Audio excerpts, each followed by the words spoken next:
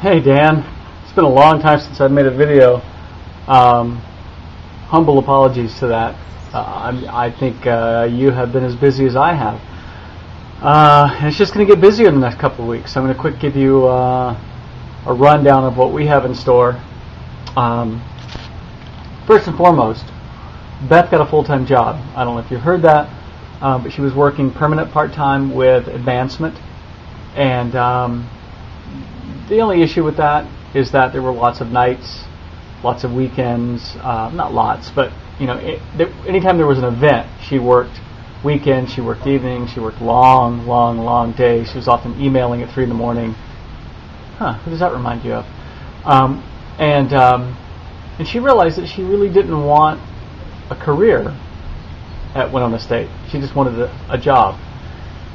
So she started applying for full-time jobs, and she had applied for one at the library and one somewhere else. And most of them were like internal positions, which are who gets hired is strictly dictated by union rules. Lovely, right? But anyway, so she got this job. It's essentially an administrative assistant job in admissions at Winona State, and she really likes it. So she started a few weeks ago. The deal was she was going to be sharing jobs between that and her advancement. I mean, her university advancement job, because they have a big foundation board meeting coming up. Board of trustees meeting coming up at the end of June, and it's a ton of work to get this done. So she told her boss, really she wanted to be done, but she told her boss she could stay and share it. But what the agreement was, she was going to get 3 hours a day to get ready for something that previously took her 6 hours a day to get ready for. And there was going to be no overtime involved. Anyway, it just got really stressful. So she told her boss that she, this Friday, as in 2 days, was going to be her last day. So in 2 more days, she starts working entirely in admissions with a guy named Carl, who the head of admissions is a really good guy. So she's very excited. Probably one of the best things about it is that she gets 12 credits a semester for use by her or family members. So, as you can imagine, if she and that's any Minnesota state school, excluding University of Minnesota, which is not part of the state school system. That's a huge benefit. I mean, that could be like $100,000 benefit over, 6 years or 8 years when the kids are going to school. So, anyway, that's exciting. I'm really excited for her, and she's really happy. So, let's see. I've been driving the Land Cruiser a lot. There it is. I got the top off of it, and I've been driving it a lot down to Salem and around town. 2 or 3 days a week, as much as I can afford the gas. Anyway, it's fun. I've got the Duncan and I are going to go in halvesies on a new carburetor, so that's coming. Let's see. This week, in 2 weeks, less than 2 weeks, is Trinona, which is on Sunday the 13th. Saturday the 12th, Ned and the kids come into town. They're driving down to North Carolina, so Ned will be coming into town. They'll be here Saturday afternoon, late afternoon, Saturday evening, Sunday, and then they'll be leaving Monday. So Trinona's on Sunday, and then we have a bunch of other parties going on. Taff and Ann's son Gareth is graduating from high school, so there's a graduation party, and just a ton of stuff going on. My folks arrived this weekend.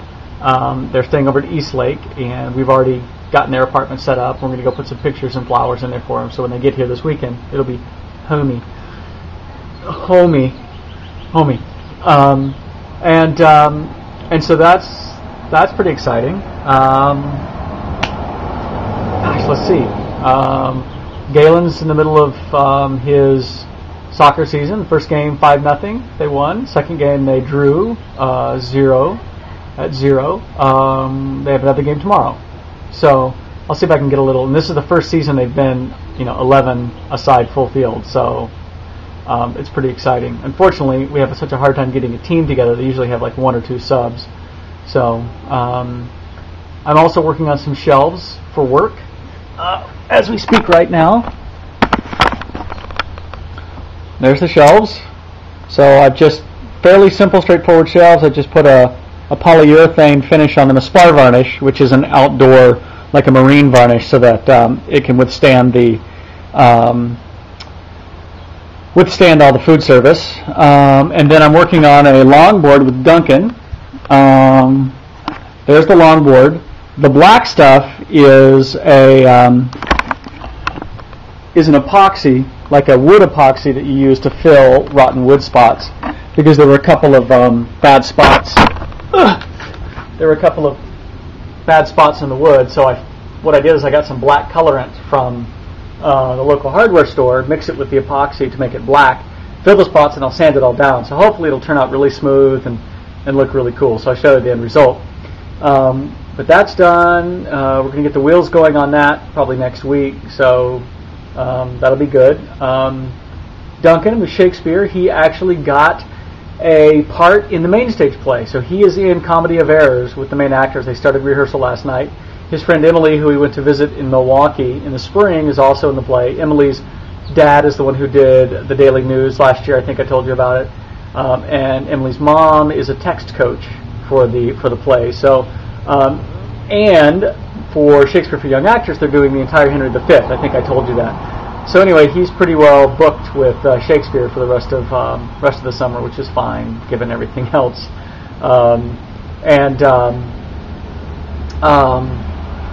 Let's see. Anyway, so he's going to be a cabana boy, and he gets to work with a guy named Evan Fuller, who is a really nice guy. He's acted with the company for the last 3 years, I think, and so he'll be working a lot of one-on-one with Evan. He not only is he in the play, but he also has lines and a name. He is Agador, which I think is funny because I don't know if you saw the Birdcage with Robin Williams, but his house matron, his housemaid, was named Agador. Anyway, so I think it's funny. Preston soccer season is done, except for they have a tournament this weekend. I expect them to get shellacked like that would, but everyone's going to have a good time, I think. Let's see. Marshall is starting swim team on Monday, so we ordered a new suit and goggles for him. And Colleen really is the only one who doesn't have a whole lot going.